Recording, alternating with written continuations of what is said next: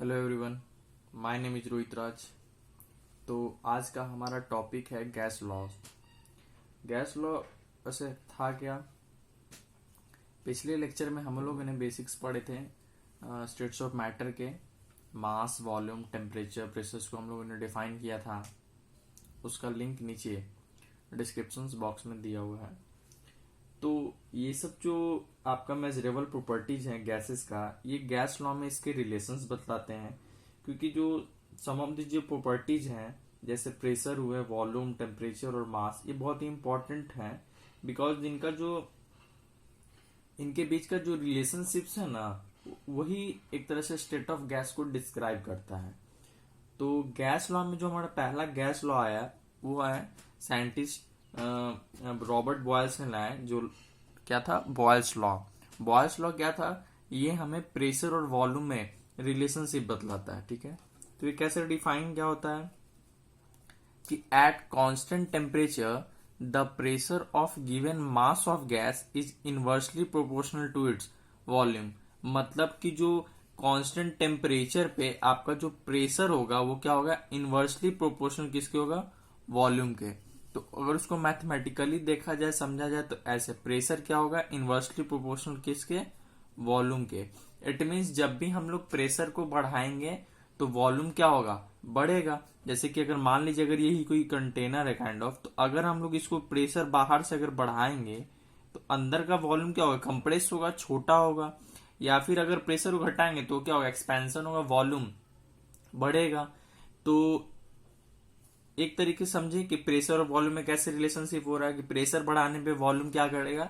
घटेगा। या प्रेशर को घटाएंगे तो वॉल्यूम बढ़ेगा। तो अगर ये इनवर्सली हटाते हैं तो यहाँ पे एक के करके कांस्टेंट आता है, P इक्वल टू के 1/V।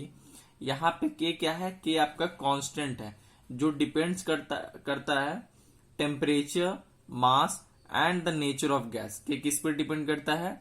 टेम्परेचर पे करता है, मास पे करता है and the nature of gas पे करता है। ठीक है, तो अगर हम लोग इस इक्वेशन को इक्वेशन 1 मान लेते हैं, अगर इस इक्वेशन को रीअरेंज करें तो v उसके साथ अगर चला जाए p के साथ, तो क्या होगा? p into V equal to K, जो क्या होता है? कांस्टेंट होता है, क्योंकि के कांस्टेंट है। तो यहां से क्या हुआ कि pv क्या है? p इंटू वी कांस्टेंट है, के कांस्टेंट है at fixed temperature and mass of given gas. ठीक है, वो क्या होता है? At fix temperature and mass पे क्या होता है? Product of P into V, यानी प्रेशर और वॉल्यूम का जो प्रोडक्ट होगा वो क्या होगा? कांस्टेंट कहलाएगा। तो यहाँ पे हम लोग क्या कह सकते हैं कि मान लीजिए कि कोई एक बॉक्स है या कोई भी कंटेनर है, अगर उसका इनिशियली प्रेशर P1 रहे और वॉल्यूम V1 रहे, देन अगर आफ्टर एक्सपेंशन कब होगा? जब उसका वॉल्यूम इंक्रीज करेगा तो उसका प्रेशर क्या हो जाए? P2 हो जाए और वॉल्यूम V2 हो जाए। तो for a given mass of gas, यहां लिख सकते हैं हम लोग, for a given mass of gas क्या होगा आपका? जो आपका जैसे P1 V1 equal to P2 V2 क्या होगा? हमेशा कांस्टेंट कहलाएगा। तो यहां से एक रिलेशन निकला क्या? P1 V1 equal to P2 V2। अगर इसको और मैथमेटिकली अच्छे से लिखे तो इसको लिख सकते हैं P1 by P2 equal to V2 by V1। ये आपका यहां से एक फॉर्मूला आया किसका? बॉयल्स लॉ का। तो बॉयल्स लॉ समझे क्या होता है? बॉयल्स लॉ होता है जो एट कांस्टेंट टेम्परेचर पे जो हमारा प्रेशर होता है इनवर्सली प्रोपोर्शनल टू वॉल्यूम होता है। इट मीन जैसे हम प्रेशर बढ़ाएंगे, किसी भी चीज में प्रेशर ज्यादा लगाएंगे तो वॉल्यूम क्या होता? कम होगा, और प्रेशर घटाएंगे तो वॉल्यूम इंक्रीज होगा। तो बॉयल्स लॉ के अकॉर्डिंग जो हमारा प्रेशर और वॉल्यूम का जो प्रोडक्ट होगा वो हमेशा क्या होगा? कांस्टेंट होगा। It mean for given mass of gas P1 V1 equal to P2 V2। इसका रिलेशन यहां से ए आई है। तो आइए इसको अब ग्राफिकल रिप्रेजेंटेशन से समझते हैं बॉयल्स लॉ क्या है। तो आइए यहां से हम लोग ग्राफ ऑफ बॉयल्स लॉ देखते हैं क्या है। तो पहला जो हमारा ग्राफ आएगा वो प्रेशर और वॉल्यूम में ग्राफ आएगा। किसमें? प्रेशर P जो है वर्सेस वॉल्यूम V के बीच में हमारा ग्राफ आएगा। तो वो ग्राफ कैसा होगा, तो हमारा जो ग्राफ होगा कुछ इस तरीके का होगा ये, ठीक है। प्रेशर जो होगा हमारा वो y एक्सिस पे हम लोग डिनोट करेंगे और x एक्सिस पे क्या होगा हमारा वॉल्यूम होगा, ठीक है। ये प्रेशर और ये वॉल्यूम। तो जो हमारा ग्राफ कुछ इस तरीके का होगा, ठीक है। तो ये जो क्या है, आप यहां से एक चीज देख सकते हैं कि हमारा जब प्रेशर बढ़ रहा है तो यहाँ पे वॉल्यूम क्या है, घट रहा है। मान लो यहाँ वॉल्यूम V1 होगा, यहाँ V2, यहाँ प्रेशर P1, यहाँ P2। तो जिस प्रेशर यहाँ ज्यादा है तो वॉल्यूम देखो कम है, यहाँ प्रेशर कम है तो वॉल्यूम क्या है देखो इस पॉइंट पे ज्यादा है। तो इनवर्सली प्रोपोर्शनल यहाँ पे शो कर रहा है आपका। मीन्स यहाँ आपको दिख रहा है कि ये जो ग्राफ है हमारा एक तरीके का P1/V का ग्राफ है, जो एक तरह से सिमिलैरिटी होता है 1/x का ग्राफ, जिसको हम लोग ये ग्राफ किसके तरह है, रेक्टेंगुलर हाइपरबोला, ठीक है। ये ग्राफ कैसा है, रेक्टेंगुलर हाइपरबोला के जैसा है। यानी ये हमारा एक जो कांस्टेंट टेम्परेचर पे जो हमारा एक ग्राफ खींचा, तो इस पॉइंट का मतलब मान लो अगर ये पॉइंट x है, अगर ये पॉइंट y है, तो ये जो होता है ये होता है आइसोथर्मल। आइसोथर्मल का मतलब क्या होता है, जहां पे टेम्परेचर कांस्टेंट हो, यानी temperature at Tx equal to temperature at Ty, मतलब यहाँ का टेम्परेचर और यहाँ का टेम्परेचर क्या होगा, कांस्टेंट होगा। तो यहां से इस ग्राफ का ये समझ गए कि जो हमारा P और V का जो ग्राफ बन रहा है वो इसी के अकॉर्डिंग रेक्टेंगुलर हाइपरबोला है कि ये जो ग्राफ है, जैसे प्रेशर बढ़ रहा है तो वॉल्यूम घट रहा है और प्रेशर कम है तो वॉल्यूम बढ़ रहा है। लेकिन ये टेम्परेचर क्या है, ये टेम्परेचर कांस्टेंट है, और टेम्परेचर जहां कांस्टेंट होता है उस ग्राफ को बोलते हैं आइसोथर्मल कर्व। ये कर्व को क्या बोलेंगे, आइसोथर्मल कर्व, जहां पे कांस्टेंट टेम्परेचर प्लॉट हो रहा है, ठीक है। यहां से ये ग्राफ समझे आप क्या कह रहा था। तो आइए नेक्स्ट ग्राफ देखते हैं कि प्रेशर P और 1/V का ग्राफ कैसा होगा। तो मान लेते हैं कि जैसे ये हमारा ये ग्राफ हुआ, ठीक है। ये हमारा x एक्सिस है, ये हमारा y एक्सिस है। यहाँ पे हम लोग P प्रेशर को प्रेजेंट किए, यहाँ पे 1/V को, ठीक है। तो हमारा जो ग्राफ होगा वो कैसा होगा कि देखते हैं यहाँ पे जैसे हम लोग कि प्रेशर इक्वल टू क्या देखे थे, K 1/V, यही देखे थे। और हम लोग स्ट्रेट लाइन का इक्वेशन क्या जानते हैं, y is equal, straight line का जो इक्वेशन होता है, जो स्ट्रेट लाइन इक्वेशन, ठीक है, वो क्या जानते हैं हम लोग, y is equal to mx plus c, यही हम लोग जानते हैं। और m क्या रहता है वहां पे, स्लोप होता है, और y क्या होता है, ये c क्या होता है, इंटरसेप्ट ऑन y एक्सिस, मतलब c मतलब कोई भी ऐसा पॉइंट जो y एक्सिस पे कटे। तो यहां से अगर इसको को रिलेट करें तो P यहाँ पे y पे बन रहा, y एक्सिस पे, ठीक है। आपका यहाँ पे m x और प्लस c, तो यहाँ पे तो आपका जो प्लस c है इंटरसेप्ट वो 0 है, और m यहाँ पे स्लोप बता रहा है ये, और 1/V क्या है, x बतला रहा है, और p यहाँ पे क्या बतला रहा है ये। तो देखिए P y एक्सिस पे है और k हमारा स्लोप है, और x एक्सिस पे 1/V इंटरसेप्ट हमारा 0 है। तो ये एक तरीके का कौन सा स्ट्रेट लाइन ग्राफ बन रहा है, ये कौन सा है, स्ट्रेट लाइन। इट मीन जो हमारा लाइन होगा वो कुछ इस तरीके से होगा, ये हमारा स्ट्रेट लाइन ग्राफ बनेगा, जहां पे ये जो स्लोप होगा, ये जो स्लोप होगा वो किसके बराबर होगा, स्लोप जो K होगा वो एक तरीके से वो NRT के बराबर होगा। अब ये NRT के बराबर कैसे होगा, तो आइए देखते हैं कि हम लोग जानते हैं कि PV is equal to NRT, आगे पढ़ेंगे, जिसको हम लोग आइडियल गैस इक्वेशन के नाम से जानते हैं। तो ये PV is equal to NRT है। तो आप यहां से देख सकते हैं कि PV इक्वल टू के बॉयल्स लॉ से था, ये बॉयल्स लॉ से था कांस्टेंट। तो यहाँ PV is equal to NRT, PV is equal to K, it means K is equal to किसके हो रहा है, NRT के। तो ये स्लोप जो हमारा आ रहा है एक तरीके से NRT। और इसमें भी अगर देखें तो एक चीज दे सकते हैं कि K इज इक्वल टू अगर NRT आ रहा है हमारा, तो n नंबर ऑफ मोल्स, यहाँ पे तो गैस कांस्टेंट है, R गैस कांस्टेंट है, और टेम्परेचर, तो यानी टेम्परेचर ये जो हमारा K जो है वो एक तरीके से किस पे डिपेंड कर रहा है, टेम्परेचर पे डिपेंड कर रहा है, किस पे, टेम्परेचर पे। इट मीन जितना ज्यादा स्लोप होगा उतना ही ज्यादा टेम्परेचर भी होगा। तो के डायरेक्टली प्रोपोर्शनल किसके दिखाया, एक तरीके से हमारा टेम्परेचर को दिखाया। तो यहां से ये ग्राफ आप समझिए कैसे आया, PV equal to NRT and PV equal to K. तो ये जो हमारा स्ट्रेट लाइन का ग्राफ आ रहा है वो स्लोप एनआरटी के बराबर है। तो ये आप समझ गए ग्राफ। आइए नेक्स्ट देखते हैं। आइए उसी पे क्वेश्चन देख लेते हैं क्या कहता है कि इस ग्राफ में हम लोग को बताना है कि कौन सा टेम्परेचर बड़ा है, T3 बड़ा है, T2 बड़ा है, T1 बड़ा है। तो इसको कैसे निकालेंगे, तो यहां से हम लोग देखे हैं कि क्या है कि आप ऐसे निकाल सकते हो कि PV इज इक्वल टू, हम लोग क्या जानते हैं, PV is equal to N RT जानते हैं, और PV इज इक्वल टू हम लोग क्या जानते हैं। तो अगर यहां से एक चीज निकालें तो nRT इंटू 1/v, ठीक है, nRT इंटू 1/v। और हम लोग यहां से ये जो nRT है एक तरीके से किसके बराबर है, हमारा k के बराबर, क्योंकि PV इक्वल टू k था, अभी ऊपर जाने दें। तो k किसके बराबर है, nRT के बराबर है हमारा।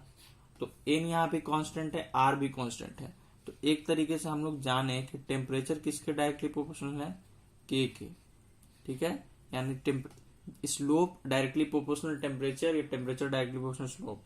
इट मीन्स हमारा दिख रहा है कि जितना ज्यादा स्लोप बड़ा होगा उतना ही ज्यादा हमारा टेम्परेचर भी क्या होगा, बड़ा होगा। के स्लोप है हमारा। तो यहाँ पे आपको दिख रहा है कि स्लोप सबसे बड़ा किसका है, T3 का है। तो यहां से आप लोग बता सकते हैं कि जो हमारा T3 है वो किससे बड़ा है, T2 से, और उसके बाद T1। तो ये हम लोग ग्राफ से भी फाइंड आउट कर सकते हैं कि जितना बड़ा स्लोप होगा उतना ही बड़ा आपका टेम्परेचर होगा। तो यहाँ पे देखो स्लोप किसका बड़ा है, T3 का, देन T2, देन T1। तो यहां से ये पता चल गया कि हमारा T3 is greater than T2 is greater than T1, ठीक है। तो समझ में आ गया कैसे हुआ। PV इक्वल टू एनआरटी होता है, P धड़ी रहने दी एनआरटी 1/v। और हम लोग ये भी जानते थे ऐसे कि P किसके बराबर होता है, K 1/v के। तो यही K ना यहाँ एनआरटी के बराबर है, क्योंकि P तो P ही है, 1/1/v है। और K किसके बराबर आ रहा है हमारा, एनआरटी के, K एनआरटी के, यानी K डायरेक्टली प्रोपोर्शनल टेम्परेचर के। इट मीन जितना ज्यादा स्लोप उतना ही ज्यादा टेम्परेचर।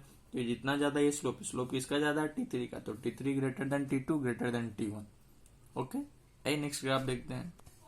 तो आइए देखते हैं next graph, PV versus P पे ग्राफ। तो ये क्या है, यहाँ पे किसी भी एट फिक्स्ड टेम्परेचर एंड किस पे, मास पे, तो हमारा PV क्या होता है, कांस्टेंट होता है। कांस्टेंट होता है कि नहीं, तो कांस्टेंट एट प्रेशर भी होगा, ठीक है। ये भी तो कोई ग्राफ हमारा कुछ हो इस तरीके का होगा कि मान लो अगर ये y एक्सिस है, ये हमारा x एक्सिस है। तो अगर ये PV है और अगर हम प्रेशर कांस्टेंट मान रहे हैं, तो ये PV हमारा क्या कह रहा है, यहाँ पे PV कांस्टेंट होता है। तो ये वाला क्या है, PV एट किसी भी प्रेशर पे हमारा क्या होगा, हमेशा कांस्टेंट होगा। या अगर भी लेके चलते हैं तब भी हमारा क्या होगा, PV कांस्टेंट होगा। और ये जो टर्म है ये है आपका K है, ठीक है। और K किसके बराबर होता है, nRT के। किसके बराबर होता है, nRT के। इट मीन्स PV जो होगा हमेशा कांस्टेंट होगा with respect to P pressure पे। कितना ही प्रेशर बढ़े हमारा PV का वैल्यू क्या होगा, कांस्टेंट होगा। या अगर कितना भी V बढ़ेगा, अगर V का भी ग्राफ रहेंगे तो PV हमेशा क्या होगा, कांस्टेंट होगा, ठीक है। अगर अगले ग्राफ की बात करें तो हमारा है log P versus log 1/v। तो ये कैसे ग्राफ हम लोग खींच सकते हैं, आप देखो। जैसे अगर P इक्वल टू हम लोग जानते थे K 1/v, तो अगर यहां से हम लोग log लगाते हैं तो क्या आएगा, log P log K plus, क्योंकि प्रोडक्ट में तो प्लस आ जाएगा, log 1/v आ जाएगा। तो अब स्ट्रेट लाइन इक्वेशन से आप देख लो, ये किसके बराबर हो जाएगा, y। ये किसके बराबर हो जाएगा, आपका इंटरसेप्ट C के बराबर। इसके आगे देखो ये 1 छुपा हुआ है, तो ये 1 किसके बराबर आ जाएगा, m के बराबर। और ये किसके बराबर आ जाएगा, x के बराबर, ठीक है। स्ट्रेट लाइन इक्वेशन से इक्वेट कर लिए। तो हमारा ग्राफ कैसा आएगा, कुछ इस तरीके का आएगा कि जैसे अगर ये मेरा y एक्सिस है और ये x एक्सिस है, तो यहाँ पे क्या आएगा, log P आएगा। क्या आएगा, log P, ठीक है। और यहाँ पे क्या आएगा, log 1/v आएगा, ठीक है, ये log 1/v आएगा, सॉरी, ठीक है, ये log 1/v और ये log p आएगा। तो इसका ग्राफ क्या बोल रहा है, अगर यहाँ पे स्लोप 1 है, स्लोप क्या होता है, स्लोप ही हमारा डिफाइन करता है एक तरीके से tan थीटा को। तो अगर tan थीटा मतलब यहाँ पे tan थीटा का वैल्यू 1 है, तो हमारा थीटा का वैल्यू कितना होना चाहिए, 45 डिग्री। ये तो पता ही है आपको, अगर 10th क्लास में पढ़े हैं। tan थीटा का वैल्यू 1 कब हो जाता है, जब थीटा 45 डिग्री पे होता है। तो यहाँ पे हमारा क्या बोल रहा है कि मान लो यहाँ से ये स्ट्रेट लाइन कुछ गया होगा, ठीक है, ये स्ट्रेट लाइन हमारा ग्राफ बना होगा। क्यों, क्योंकि ये जो पॉइंट है, ये वाला हमारा सेक्शन क्या है, ये आपका इंटरसेप्ट है, क्या, लॉग के, क्या है, लॉग के है, और ये log 1/v है। तो ये कितना एंगल बना रहा होगा आपका, 45 डिग्री बना रहा होगा। कितना, 45 डिग्री बना रहा होगा, क्योंकि आप समझे y एक्सिस, x एक्सिस हमारा slope tan theta equal to 45 degree straight line बना, और हमारा इंटरसेप्ट कितना था, ये जो किसी पॉइंट पे y एक्सिस की कटेगा, वहां से हमारा बन रहा है। तो ये हमारा क्या हो जाएगा, आपका log k हो जाएगा। तो ये ग्राफ समझे आप। तो आइए नेक्स्ट ग्राफ हम लोग देखते हैं क्या है। इसे हम लोग क्या जानते थे, PV इज इक्वल टू के जानते थे। तो अगर log बोथ साइड लगाएं तो क्या आएगा, log P प्रोडक्ट है तो log V is equal to log K होगा हमारा, ठीक है। फिर अगर log P को अगर इधर ही छोड़ दे तो हमारा क्या आएगा, log K minus log V आएगा। तो log K minus log V आ जाएगा। तो अगर आप ऐसे रखते हैं log P minus log V plus log K, तो यहां से आप इक्वेट कर लो। इसको क्या बोलेंगे, y। यहाँ पे देखो ये -1 छुपा हुआ है, तो यहाँ जो m और x है और प्लस क्या आएगा c, तो log के हमारा c जो इंटरसेप्ट है, log भी x और स्लोप कितना आ गया, m-1। इट मीन जो हमारा स्लोप है, इट मीन जो हमारा स्लोप है, यानी tan थीटा का वैल्यू -1, इट मीन थीटा का वैल्यू कितना हो जाएगा यहाँ पे 135 डिग्री। थीटा का वैल्यू कितना हो जाएगा, 135 डिग्री। तो आइए इसका ग्राफ कैसे खींचेंगे। तो देखिए, इसका अगर ग्राफ खींचना हो तो हम लोग ऐसे, ये हमारा y एक्सिस है, ये हमारा x एक्सिस है। तो यहाँ पे जो हमारा था ये log p, ये हमारा log v, ठीक है। अब कैसे ग्राफ खींचेंगे हम लोग, तो ग्राफ देखिए हमारा स्लोप क्या है, -1 है। ये स्लोप क्या है, -1 है। तो स्लोप -1 है, इट मीन स्लोप क्या होगा, नीचे की तरफ होगा। तो मान लीजिए कुछ इस पॉइंट से हमारा स्लोप क्या होगा, कुछ ऐसे नीचे की तरफ होगा। और ये वाला पोर्शन जो हमारा क्या होगा, ये पोर्शन, ये हमारा पोर्शन log के, जिसको हम लोग c से भी बोले इंटरसेप्ट, ये हमारा log के है, ये हमारा। तो ये हमारा कितना डिग्री बनेगा, यही हमारा वो होगा x एक्सिस से 135 डिग्री बनेगा। तो ग्राफ समझे कि log p log v का ग्राफ कैसे बनेगा, कि log p y एक्सिस पे, log v x एक्सिस पे, स्लोप हमारा निगेटिव है, इसलिए इसे नीचे ग्राफ की गया, और इंटरसेप्ट हमारा ये log k था, और ये एंगल थीटा हमारा कितना बन रहा है, 135 डिग्री।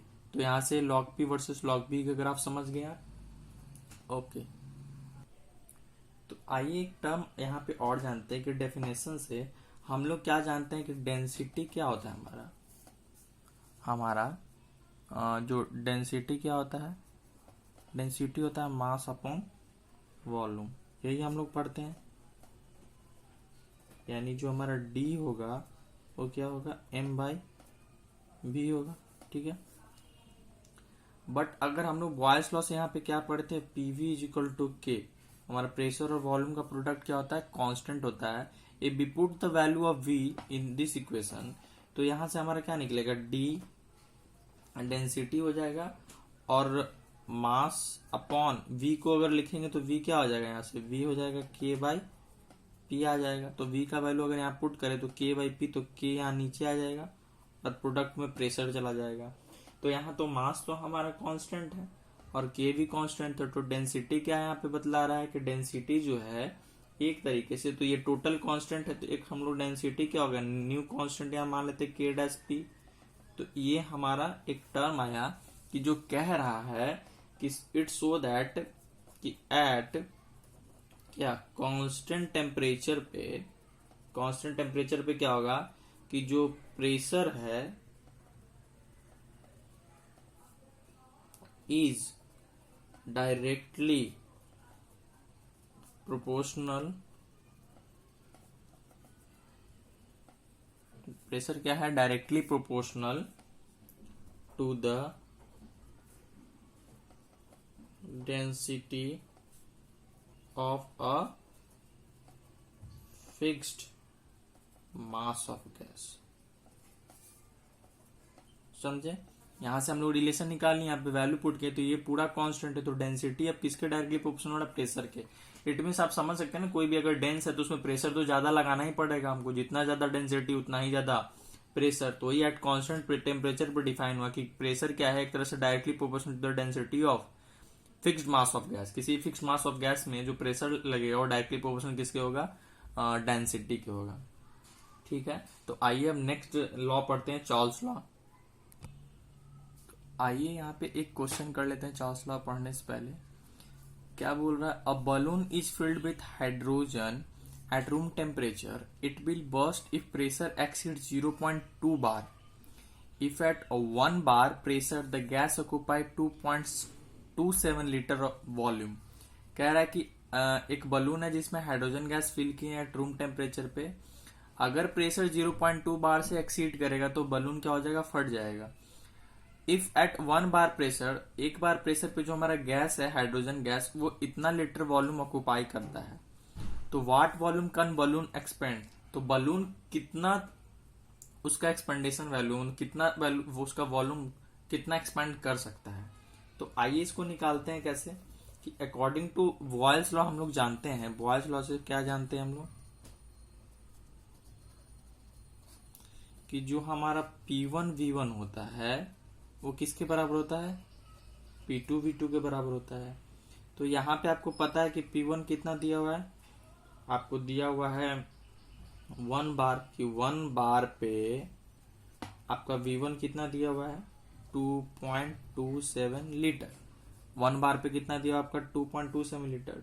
तो P2 मानते हैं 0.2 बार पे आपको पूछ रहा है कि कितना बलून एक्सपेंड करेगा, तो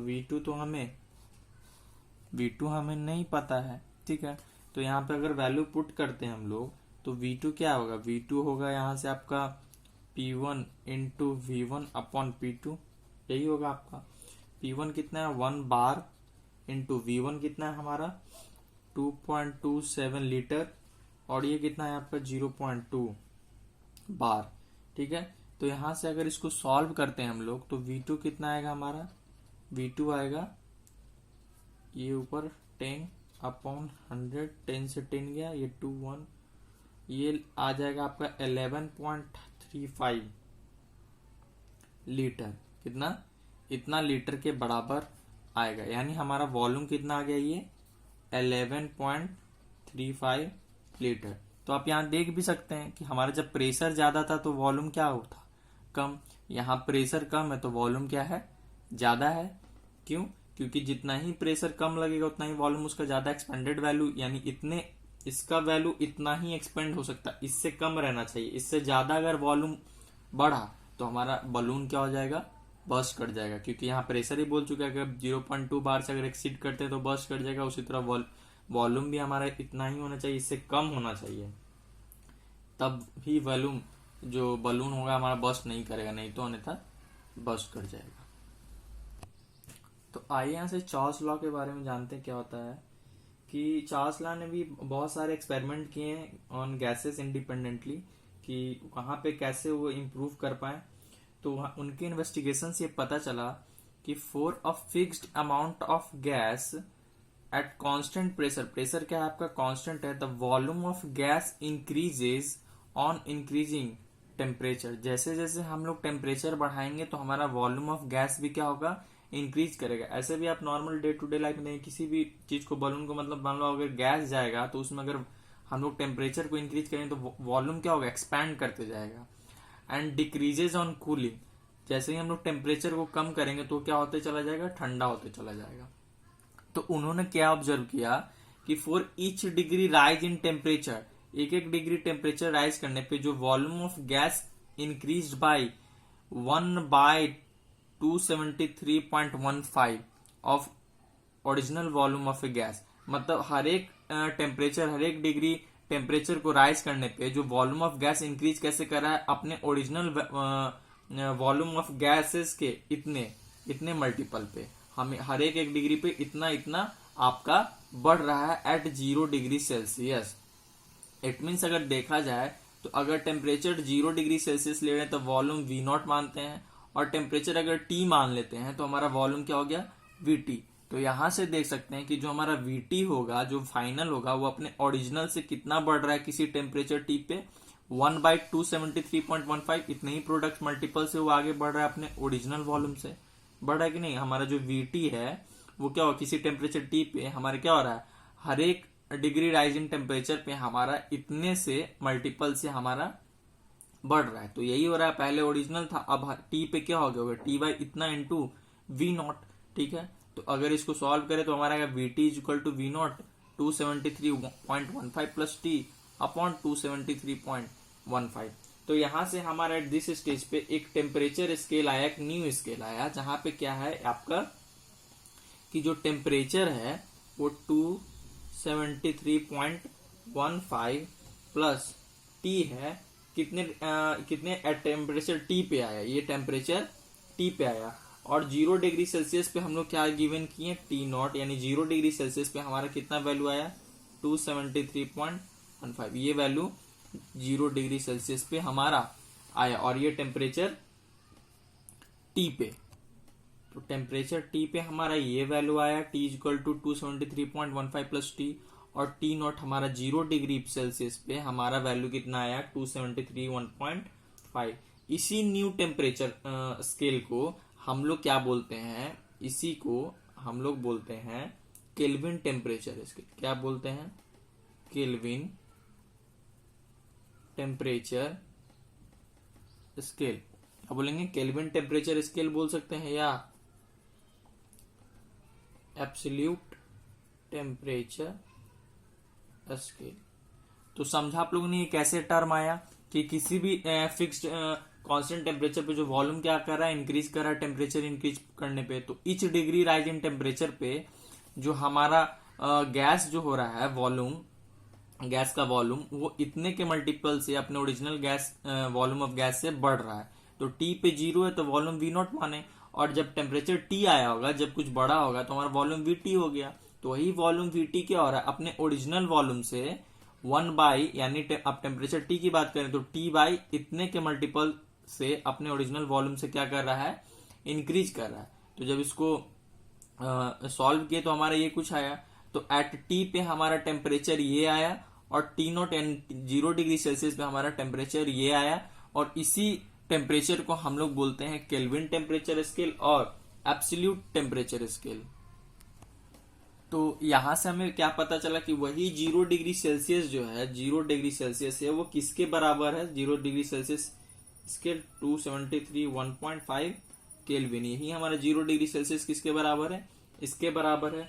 और यहाँ पे हम लोग को हमेशा याद रखना है कि कभी भी हम लोग डिग्री साइन हम लोग यूज नहीं करते हैं। जब भी टेम्परेचर, अगर एब्सोल्यूट टेम्परेचर स्केल की बात करें, वहां पे साइन को हम लोग नहीं मेजर करते हैं। Is that kelvin scale. तो केल्विन स्केल ऑफ टेम्परेचर ही एक तरीके से क्या हम लोग का थर्मोडायनेमिक स्केल कहलाता है। ठीक है, जिसको हम लोग प्रिसाइजली 273.15 केल्विन को हम लोग 273 ही मानते हैं। तो यहाँ पे ये टेम्परेचर टी था, टी टेम्परेचर पे ये हमारा टेम्परेचर था, और ये 0 डिग्री सेल्सियस पे हमारा टेम्परेचर था। तो आइए यहां से इक्वेशन समझ लें। तो हमारे चार्ल्स लॉ ने क्या डिफाइन किया था कि एट ए कांस्टेंट टेम्परेचर जो volume of given mass of gas होगा वो डायरेक्टली प्रोपोर्शनल किसके होगा, एब्सोल्यूट टेम्परेचर। वॉल्यूम किसके डायरेक्टली प्रोपोर्शनल होगा, हमारा एब्सोल्यूट टेम्परेचर के डायरेक्टली प्रोपोर्शनल होगा। जो टेम्परेचर को हम लोग किस में डिफाइन करेंगे, लेंगे केल्विन में।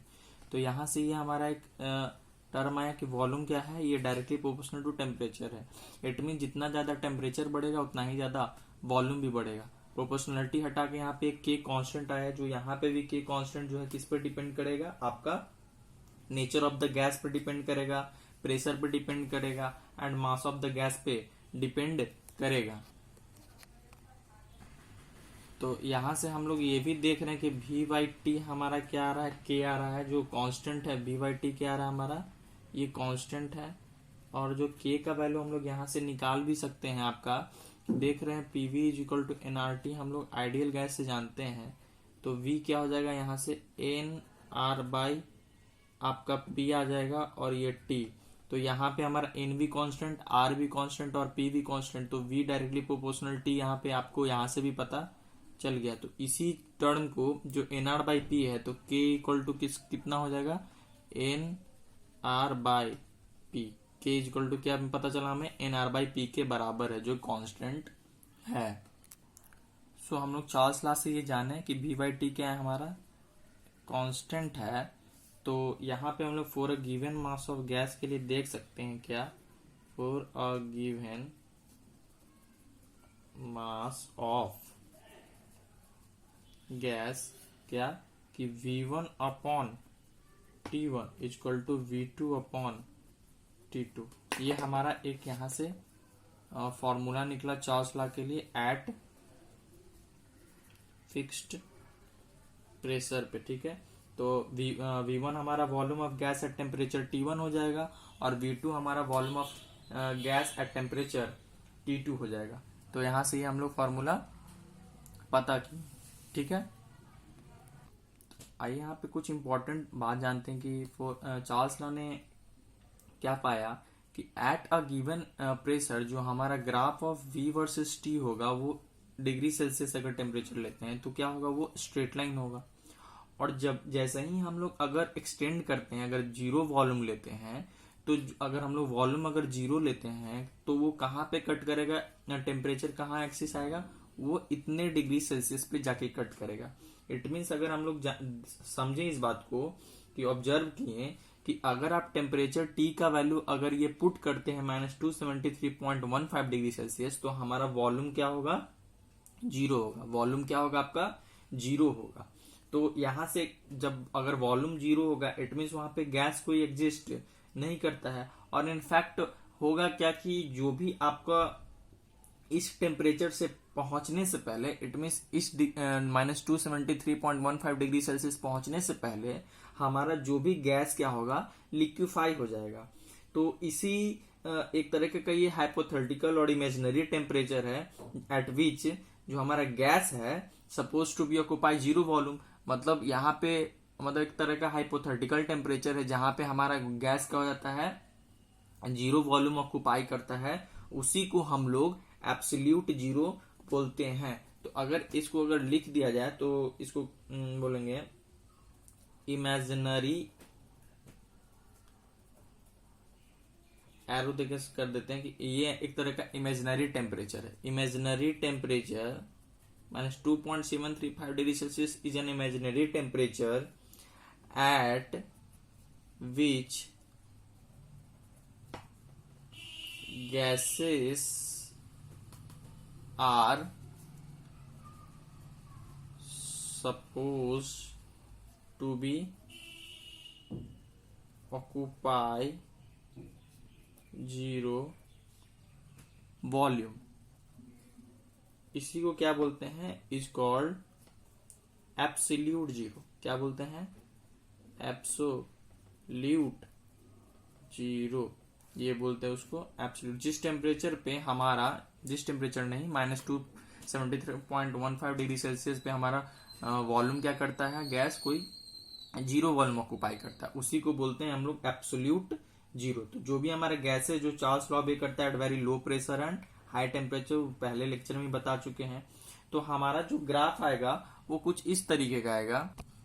तो अगर हमारा ग्राफ आएगा तो कुछ इस तरीके का आएगा। मान लो कि अगर ये कुछ ऐसा ग्राफ है, ठीक है, ये हमारा वॉल्यूम V है y एक्सिस पे, ठीक है, और ये हमारा x एक्सिस है। यहाँ पे क्या आ जाएगा, आपका टेम्परेचर आ जाएगा डिग्री सेल्सियस में, ठीक है। तो हमारा मान लो कि कुछ इस तरीके का, यहाँ से ऐसे से डॉट डॉट करके स्टार्ट करते हैं, ये होगा, ठीक है, कुछ इस तरीके का होगा, ठीक है। तो ये मान लो हमारा P1 होगा, ये हमारा P2 होगा, ठीक है, ये P1 होगा, P2 होगा। तो एक चीज यहां से ये भी हम लोग देख सकते हैं कि हम लोग जानते हैं कि V इक्वल टू क्या आया था, KT। तो अगर इसको स्ट्रेट लाइन इक्वेशन से इक्वेट करें तो मान लो जीरो, तो y equal to M X plus C, तो क्या हो रहा, v एक्स वाई एक्सिस पे हमारा v आया, के हमारा स्लोप बताता है, टेम्परेचर टी एक्स एक्सिस और इंटरसेप्ट हमारा 0 है। तो अगर यहाँ से एक चीज पता करें तो आप यहाँ पे देख सकते हैं कि पीवी इक्वल टू हम लोग का क्या होता है एन आर टी, पीछे अगर इसको बता चुके हमारा, तो फी इक्वल टू क्या था एन आर बाई पी था और इनटू टी। तो यही जो हमारा अगर v इक्वल टू के टी से अगर हम लोग देखें तो k बराबर यहाँ से हम लोग को क्या मिल रहा है, k बराबर यहाँ हम लोग को देखो v से v आया, t के t, तो एन आर बाई पी किससे इक्वेट हो रहा है हमारा, N R by P k से इक्वेट हो रहा है, यानी k क्या यहाँ से पता चला हमारा, k इनवर्सली प्रोपोर्शनल हो रहा है 1 बाई पी के, यानी जितना ज्यादा बड़ा स्लोप उतना ही प्रेशर कम। तो यहाँ पे स्लोप किसका बड़ा है, यहाँ पे स्लोप आपका P1 का बड़ा है, P2 का स्लोप छोटा है, इट मीन्स यहाँ पे बड़ा कौन होगा, P2 ग्रेटर देन P1 होगा। क्यों होगा, क्योंकि यहाँ पे हम लोग रिलेशन निकालने की K क्या है, इनवर्सली प्रोपोर्शनल प्रेशर के, यानी जितना प्रेशर ज्यादा होगा उसका स्लोप कम होगा। तो यहाँ पे प्रेशर स्लोप किसका कम है, P2 का कम है, तो इसलिए इसका प्रेशर क्या होगा, ज्यादा होगा।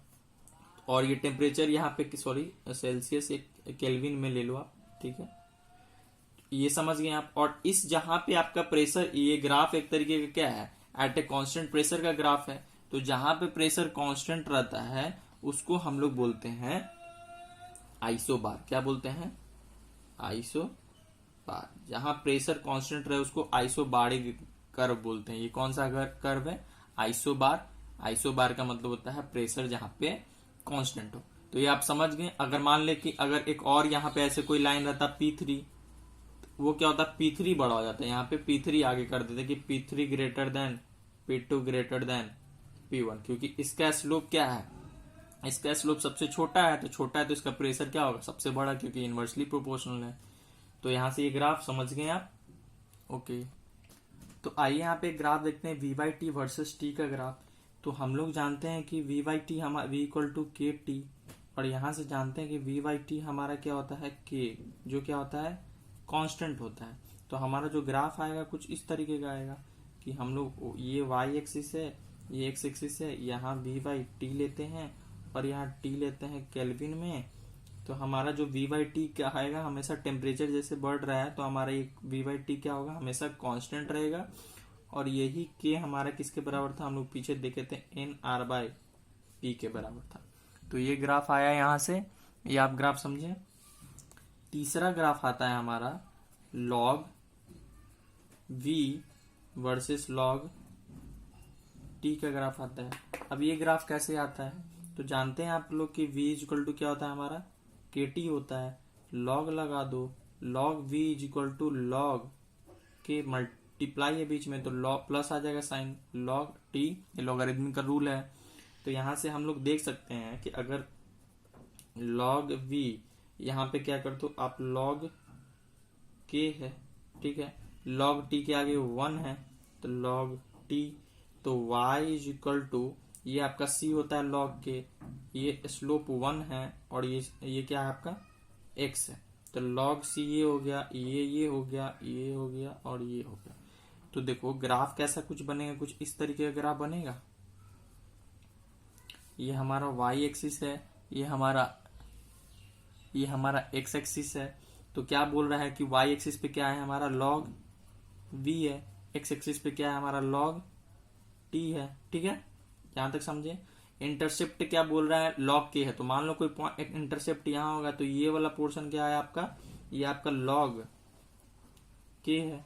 तो यानी यहां से जो हमारा ग्राफ क्या आएगा, स्ट्रेट लाइन आएगा कुछ इस तरीके का।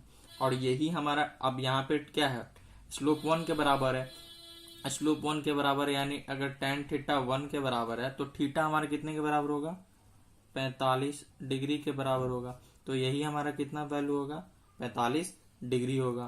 तो ये हमारा, और ये लॉग के है, और के आपको पता है किसके बराबर होता है, एन आर बाई पी के।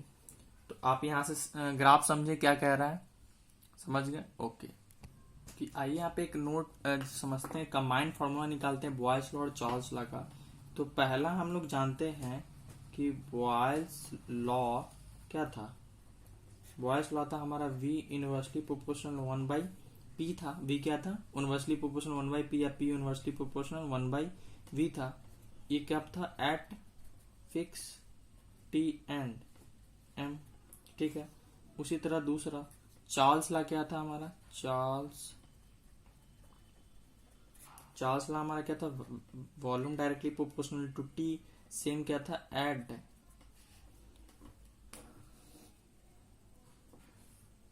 Fix P and M। Volume क्या था? डायरेक्टली प्रोपोर्शनल T था, ठीक है। तो यहां से आप निकाल सकते हैं कि V क्या है। आप अगर वॉल्यूम डायरेक्टली प्रोपोर्शनल T था और यहाँ वॉल्यूम इनवर्सली प्रोपोर्शनल 1/P है, तो आप यहाँ से एक चीज देख सकते हैं कि वॉल्यूम क्या है। आप ऐसे लिख सकते हैं कि T/P, कुछ इस तरीके से। तो यहाँ से आपका क्या निकला? प्रोपोर्शनलिटी आता, तो आपका आएगा KT/P आएगा। ये चीज आपका आया volume is equal to KT/P, क्योंकि वॉल्यूम इनवर्सली 1/P था या वॉल्यूम डायरेक्टली प्रोपोर्शनलिटी था। तो वॉल्यूम को लिख सकते हैं ना T और ये 1/P, तो प्रोपोर्शनलिटी हटा के KT/P की। या आप इसको ये भी लिख सकते हो आप कि, और आप ये भी लिख सकते हो कि PV अपॉन T बराबर क्या आ गया? K आ गया, जो क्या है? कांस्टेंट है। तो यहां से एक चीज निकला ना कि PV/T हमेशा क्या है आपका? कांस्टेंट आया। तो फॉर अगर यहां से हम लोग लिखें कि for given mass of gas, कोई भी गिवन मास ऑफ गैस के लिए Py जो हमारा T आ रहा है वो क्या है? कांस्टेंट है। क्या है? कांस्टेंट है। तो इसको हम लोग इस तरीके से लिख सकते हैं ना कि initially P1 V1 upon T1 is equal to P2 V2 upon T2। तो ये हमारा कंबाइंड एक फॉर्मूला बना बॉयस लॉ और चार्ल्स लॉ का, जिससे आप लोग वैल्यू निकाल सकते हो फॉर किसी भी गिवन मास ऑफ गैसेस के लिए। तो समझ आया यहाँ तक? ओके, आगे का लॉ हम लोग नेक्स्ट लेक्चर में पढ़ेंगे। Thank you.